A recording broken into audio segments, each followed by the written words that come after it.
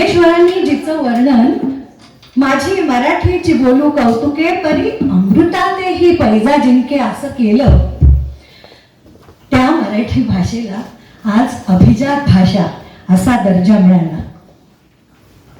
अभिजात भाषा म्हणजे काय?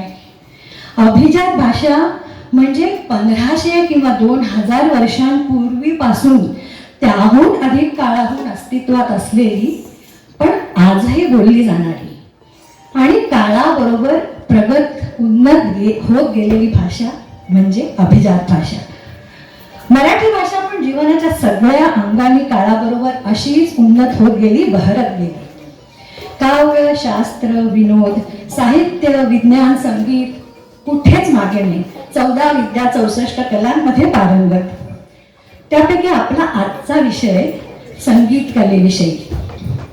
मराठी संगीतामध्ये अभिजात शास्त्रीय संगीत, ठुमरी, गझल यांच्यासारखं उपशास्त्रीय संगीत, त्यातूनच पुढे निर्माण झालेलं नाट्य संगीत, सुगम संगीत, चित्रपट संगीत अशा नागरी किंवा शहरी संगीताबरोबरच ग्रामीण समाजाच्या रोजच्या जगण्यातून येणारं लोकसंगीतही आपोआप फुललं. अभंग, भूपाळी, जात्यावरच्या ओव्या, स्फूर्ती देणारे पोवाडे, शृंगारिक लावणी, गवळण, कोळी गीतं, मराठीच्या बोली भाषेमधून निघालेली बोली गीतं, सण आणि उत्सवाचं वर्णन करणारी गीतं, किती नावं घेऊन आणि किती प्रकार सांगू. या सगळ्याचा पैस खूप मोठा आहे, आवाकाही फार मोठा आहे.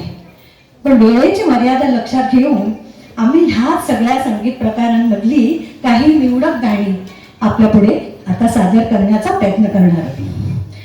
तुम्हा रसिकांची आम्हाला प्रोत्साहनपर दाद मिळेल याची खात्री